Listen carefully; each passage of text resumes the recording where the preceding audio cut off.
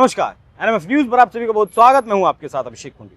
अपने देश में कहावत है कि 100 चूहे खाकर बिल्ली हज को चली। अपने देश इसलिए कहा क्योंकि बात आज पाकिस्तान की करेंगे, बात आज अमेरिका की करेंगे, क्योंकि अक्सर अमेरिकी मंच का इस्तेमाल पाकिस्तान करता है।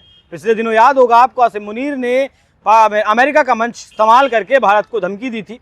भारत जो पानी रोका हुआ है भारत ने सिंधु नदी का, वहाँ जो डैम बनने वाला है उसे उड़ाने की धमकी दी थी और बहुत सारी धमकियां वहां से अमेरिकी मंच का इस्तेमाल करके भारत को दी गई थी। अब एक बार फिर से यूएन की बैठक चल रही है, 22 से 29 सितंबर तक ये बैठक चल रही है। इसमें पाकिस्तान को बोलने का मौका मिला, तुर्की को बोलने का मौका मिला, तो तुर्की को बोलने का मौका मिला तो उसने तुरंत कश्मीर का मुद्दा उठा दिया।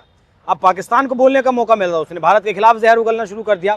लेकिन जब भारत का नंबर आया तो भारत का जवाब सुनकर पाकिस्तान की जो रूह थी वो कांप गई, क्योंकि अभी 2 दिन पहले खैबर पख्तूनख्वा के एक गांव में पाकिस्तानी एयरफोर्स ने अपने ही लोगों के ऊपर बम बरसाए, जिसमें 30 निर्दोष लोगों के मारे जाने की खबर है। उन मारे जाने वाले लोगों में महिलाएं हैं और बच्चे हैं। पाकिस्तान का दावा है कि उसने आतंक के खिलाफ ये ऑपरेशन चलाया हुआ है। एक ऑपरेशन 2014 में चलाया था, एक 2017 में चलाया था, उसी के तहत ये कार्रवाई की गई है। लेकिन महिलाएं और बच्चे कौन से आतंकवाद को पाल रहे थे, इस बात का जवाब पाकिस्तान की सेना नहीं दे पाई। भारत की तरफ से यूएन में क्या कुछ जवाब दिया गया, उस जवाब पर विस्तार से चर्चा करेंगे। मेरे साथ मौजूद हैं हमारे वरिष्ठ सहयोगी अमीन अहमद सर, बहुत स्वागत आपका। भारत के जो प्रतिनिधि हैं क्षितिज त्यागी, किस तरीके से उन्होंने पाकिस्तान का मुंह बंद करने का काम किया है? जब वैसे तो हमेशा की तरह रोज ही जो है आम सभा का कार्यक्रम होता रहता है और उसमें जो है अपने अपने मुद्दे होते रहते हैं। तो कल जो है इसी जो है मुद्दे पे आतंकवाद और उस मुद्दे पे जो है पाकिस्तान ने अपनी बात रखी, तो उसका करारा जवाब भारत के राजदूत जो संयुक्त राष्ट्र संघ में क्षितिज त्यागी हैं उन्होंने दिया। उन्होंने बताया कि जो यूएनएससी का जो जिम्मेदारी दी गई है, एक ऐसे हाथ में दी गई है जिसके हाथ खुद ही जो है खून से रंगे हुए। और इसका ताज़ा उदाहरण मैं पीछे न जाके मैं ये 2 दिन पहले की बात बताता हूँ कि यही खैबर पख्तूनख्वा में 30 लोगों को पाकिस्तानी एयरफोर्स ने मार गिराया है। और ये इंसानियत की बात करता हूँ, ये दूसरे को समझा रहे हैं। इससे बड़ा संयुक्त राष्ट्र संघ में दुर्भाग्य क्या हो सकता है कि एक ऐसा देश जो खुद ही अपने ही नागरिकों की हत्या करता हो, चाहे बलोचिस्तान हो, चाहे खैबर पख्तूनख्वा हो, चाहे कोई भी उधर के इलाके हो, सिंध हो, हर जगह जो है ये हत्या करते हैं और लोगों को मारते हैं और ये जो है ये अध्यक्ष बने हुए। तो इससे बड़ी विडंबना हो नहीं सकती। जब वो क्षितिज त्यागी बोल रहे थे उस वक्त जो है पाकिस्तान का चेहरा देखने लायक था। अब बहुत ही बोल्ड तरीके से उन्होंने पाकिस्तान की जो है बखिया उधेड़ी और उसके बाद से जो पाकिस्तानी प्रतिनिधि जो है फिर पलट के क्षितिज त्यागी की तरफ नहीं देख सके। जवाब ही ऐसा दिया गया क्योंकि और ये पहली घटना नहीं थी जब खैबर पख्तूनख्वा में एयर स्ट्राइक करके 30 लोगों को मारा गया। इससे पहले भी आप जाएंगे 2 महीने पहले अपने ही लोगों पर ड्रोन से अटैक किया गया था। पाकिस्तान की सेना ने ही वो ड्रोन से अटैक किया गया था।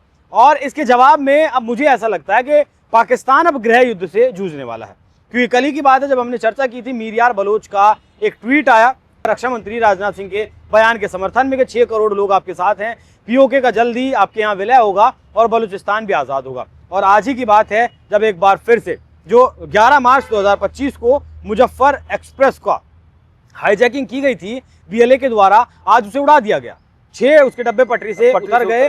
ये संदेश है लोगों का, पाकिस्तान के लोगों का, पाकिस्तान के भीतर बैठी सरकार को कि अब नहीं चलने वाला है।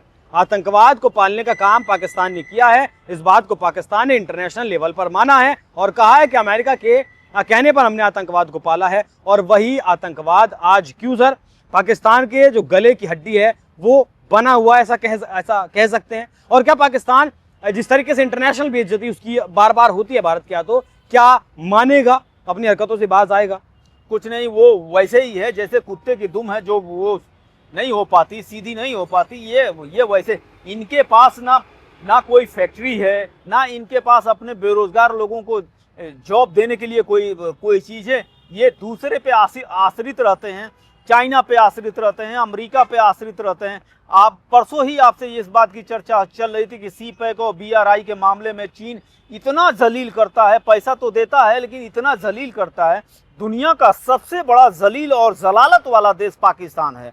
जिसके जिसके पास खाने के लिए कुछ नहीं, जहां महंगाई चरम सीमा पे है, जहां पे रोटी 60 रुपए में मिल रही है एक तंदूरी रोटी, और जहां पे जो है 200 से 300 के बीच में सब्जियों का दाम हो, भिंडी का, टमाटर का, इसका दाम हो। और जब से भारत से उनका दुराव हुआ है, इमरान खान की सरकार थी, उनको लगा कि हम अपनी अकड़ दिखाएंगे तो सारा ठीक कर ले जाएंगे। भारत तो ठीक है, लेकिन यही चीज़ें विद्रोह वहाँ के, आप ये देख लीजिए कि पीओके में आए दिन बिजली को लेके, पानी को लेके, महंगाई को लेके वही चीज़ एक जो है उनके अंदर भड़ास बनी रहती है। आप कभी कभी इस तरह की सोशल मीडिया पे वीडियो आप देखते होंगे कि वो जो नदी है, जो चिनाब नदी है, जो जहाँ से उधर जो है पीओके है और इधर ये है भारत है, तो ये जो चीज़ें खुशहाली या जो सड़कें और जो चीज़ें दिखती है, उससे एक बेमनस से जो है पलता है लोगों के अंदर। तो ये वैसे ही है बलूचिस्तान के लोगों की, जब से ये बीएलए बना है या जब से बलूचिस्तान लिबरेशन फ्रंट बना है, उसकी एक ही मांग है कि हमारे बच्चों के लिए अच्छा पानी, मिनरल वाटर या साफ पानी हमें चाहिए, हमें खाना चाहिए, हमारे यहाँ यूनिवर्सिटी बनाओ, हमारे यहाँ जो है कॉलेज खोलो, हमारे यहाँ मेडिकल सुविधाएं अच्छी हो। तुम हमारे यहाँ से पहाड़ को गिरा के हमारे यहाँ से सबसे अच्छी चीजें लेके चले जाते हो, हमारे लिए क्या देते हो? बिल्कुल मांग की बात चल रही है। रेयर अर्थ मिनरल्स वहां से निकालते हैं, कनाडा की कंपनी को वहां टेंडर दिया हुआ है, वो हीरे वहां से निकालती है। बाकी बिजली की परियोजना वहां लगी हुई है और बिजली वहां के लोगों को पाकिस्तान के लोगों से ज्यादा महंगी दी जाती है। तो इसीलिए ये दिक्कत, सारी परेशानी जो खड़ी हुई है वो यही हुई है। और क्षितिज त्यागी को जयशंकर का दूत भी कहा जाता है, और इसीलिए कहा जा रहा है कि जयशंकर के दूत ने जिस तरीके से पाकिस्तान की बखिया उधेड़ने का काम किया है, अगर थोड़ी सी भी शर्म पाकिस्तान की आंखों में बची होगी तो वो नजरें तो भारत के साथ नहीं मिला पाएगा। बाकी सर बहुत धन्यवाद, आपका शुक्रिया आज चर्चा में जुड़ने के लिए, विस्तार देने के लिए। बाकी दर्शकों, आप इस विषय पर क्या सोचते हैं, अपनी राय जरूर बताइएगा। और जाते जाते देखिए क्षितिज त्यागी का वो बयान जिसमें उन्होंने पाकिस्तान की एक तरीके से लंका लगा कर रखी। That the Council must remain universal, objective and non-selective in its approach. Our collective efforts should foster unity and constructive engagement, not division. We are concerned by the continued proliferation of country-specific mandates. Far from advancing the Council's core mandate, they reinforce perceptions of bias and selectivity. Focusing narrowly on the human rights situation in a few countries distracts us from the urgent and shared challenges the world faces. We firmly believe that lasting progress can only be achieved through dialogue, cooperation, and capacity building, always with the consent of the state concerned.